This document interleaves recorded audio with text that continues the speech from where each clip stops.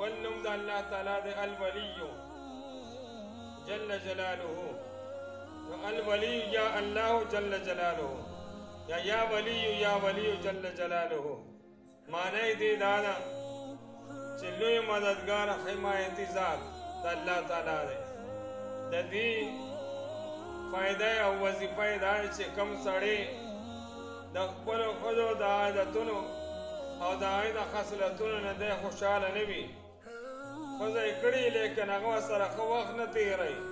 هغې کې بعضې عادتونه ښه نه دي نو دا عادتونه یې خراب دي